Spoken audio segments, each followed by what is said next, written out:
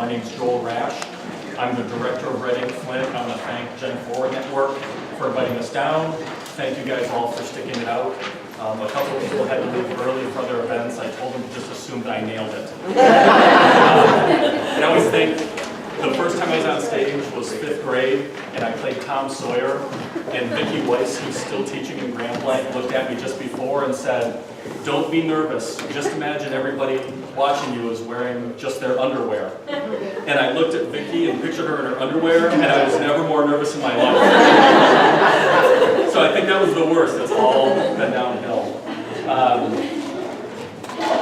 So I'm going to start by answering the first Q&A question just to get it out of the way. And that question inevitably is, why is a 30-year-old, all-ages, alcohol and drug-free youth arts venue operating under the auspices of Reading Flint, which many of us remember as the arts collaborative that threw the absolute best parties in Flint's history? And to explain that, we have to back up to 2010, which I call my country music year. I call it that because on New Year's Eve my girlfriend dumped me, and then shortly after, on my birthday, I was laid off from my job. But I did what any reasonable mid-40s single unemployed guy would do. I went back to putting on punk rock concerts like I did when I was 18 years old. That Blues Brothers were getting the band back together moment.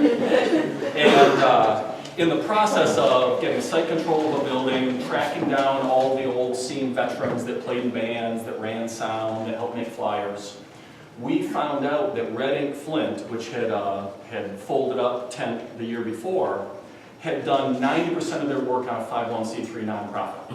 Applied to the IRS, it was just sitting there waiting.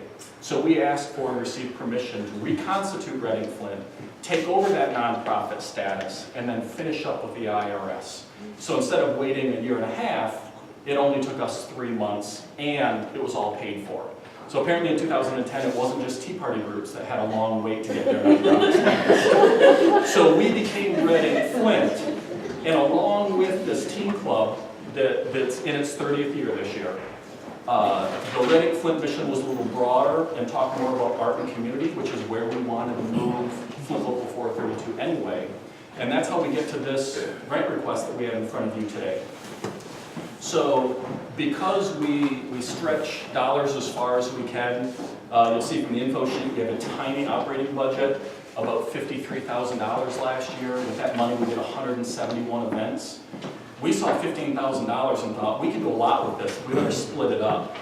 So the first part of that is to be a value added, a new component to what I think is one of the coolest events in Flint, the Second Friday Art Walk.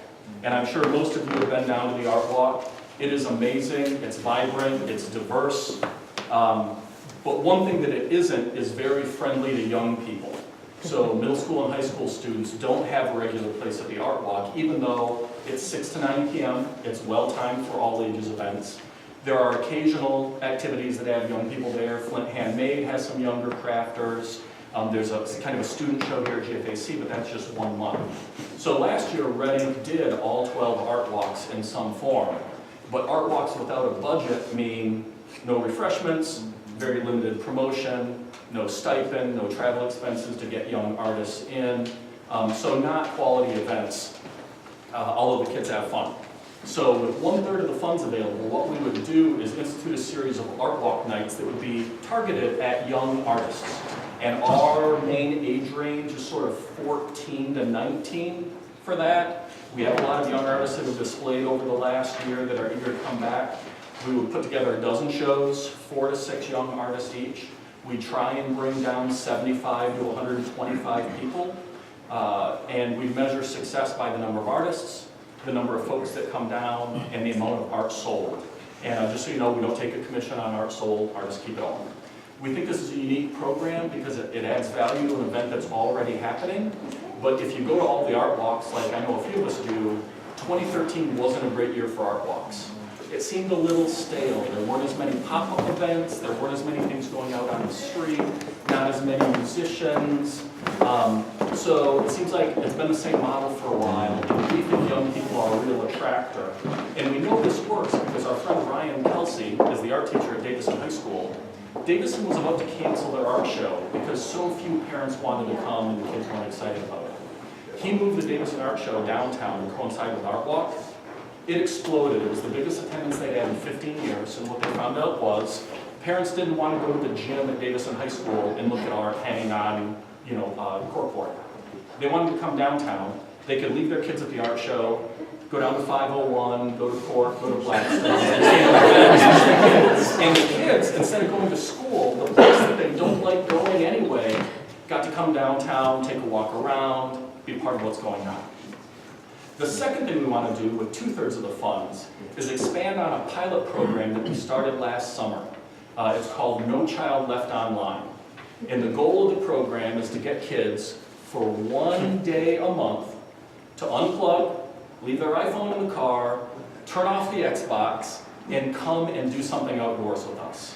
So for the pilot program, we had a blast. We went biking on the Flint River Trail. We played disc golf at the YMCA course on Pearson Road. We went to Formar and learned about invasive species and did a nature walk. And we went canoeing and kayaking on the Flint River. We want to make that a year-round program. 12 signature events, 1 per month, and then a smaller volunteer event. We've talked to Youth Karateka about Harvesting Earth Farm, at Grahamsdale at the Market, Spring Grove, the new Genesee Greenway biking trail. So there's a bunch of those kind of things that we can get kids involved in. We're going to measure success by the number of kids that participate, the number of events we do, and I suppose calories lost, friendships made, and as we discovered, rainstorms endured. Because whenever we did an event, it was guaranteed to make it rain, in a totally appropriate all ages way. And we do have home activities. The kids gave us great suggestions. There's a curling rink in Midland that one of our kids is part of.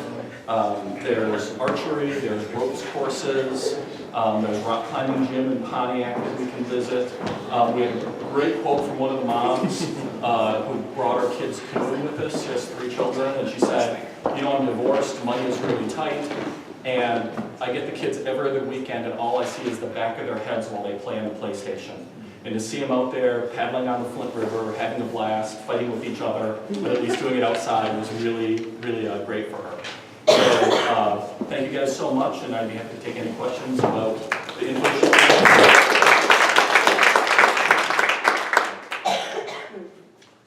You mentioned the age range. What's the starting age is, you said 14, I think?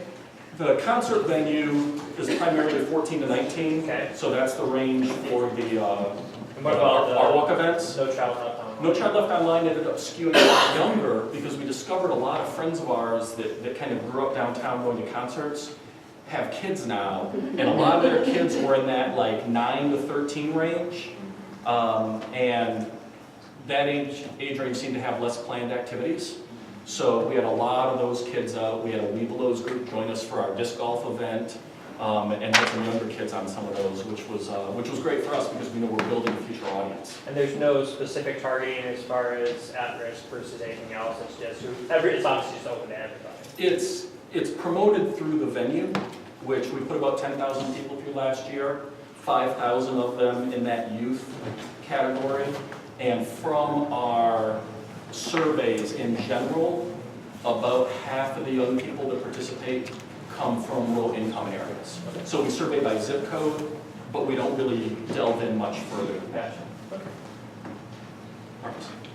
So, as I asked the Children's Museum, is this a program that will only be funded if we give you the money, or do you have other lines of funding lined up? Like, do you have other avenues that you're addressing? So, my board is committed to doing Art Walk every month, but like I said, doing Art Walk with zero budget is difficult. I can understand that. We think they would be much better events. A small part of the budget would be to hire a young person to be the coordinator for that. Okay. And it seems kind of weird, but I started the teen club when I was 18.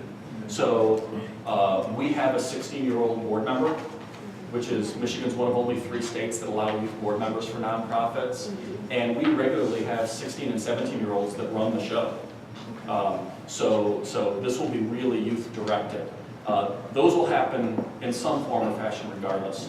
Okay. The No Child Left Online, we have a couple of corporate sponsors. that I think would be writing checks in the, $300 to $400 range, we might sponsor an event. Okay, But I but not the don't- whole program. It would not be a year-long, and there's some really cheap events.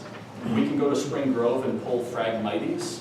That was the word I learned for this invasive species. That's virtually free. You buy some granola bars and bottled water. Mhm. You can't go canoeing for free. You can't go rock climbing. That's good to hear. Shane? Could you speak a little bit about the diversity of the students who are coming and attending these events? So in the surveying we did last year, what we discovered is that our audience looks almost exactly like Genesee County. My board is interested in having an audience that looks more like Flint, because that's where we're located. So we're sort of moving in that direction. Like I said, 50% of the young people surveyed come from zip codes that have low-income areas. So it's sort of an odd mix where, for example, we ended up connecting with a bunch of Southwestern high school kids, and then a ton of Southwestern kids come for a walk. There's an awful lot of Swartz Creek and Clio kids right now. But for all we know, they'll be the ones that graduate in June. We'll never see them again. It'll be students from somewhere else. So I'm currently involved with advisory groups at Flint Southwestern, Genesee Area Skills Center in Flushing, and we have other board members who are engaged in other schools. And then, we try and cast the net pretty broadly. With it being so closely tied to Art Walk, how would that change if Art Walk would disappear or discontinue one Here's the day? amazing thing about Art Walk. When Art Walk started, it was 3 galleries downtown. Left Bank, Buckham, and GFAC. And it was the same 150 people that came. You went to the 3 different places, you had a glass of wine, looked around at each. And it went like that for years. And it was sort of a modest, not very exciting event. And about 5 or 6 years ago, some kids started doing what they called guerrilla art shows in an empty storefront. And then other people picked up on that, and then business owners sort of decided on their own, well, I'm gonna let people come in and hang artwork in my space. So I think artwork is a thing. It doesn't have much management now. People stopped promoting it as Art Walk or doing it. The second Friday every month, there would still be things happening in downtown Flint. So it really is one of the few kind of organic events. It's a great model that I wish we could replicate more. Tonight is actually a jazz walk, I think, but that never got quite the same cachet. It's a little chilly for walking tonight. Thanks so much.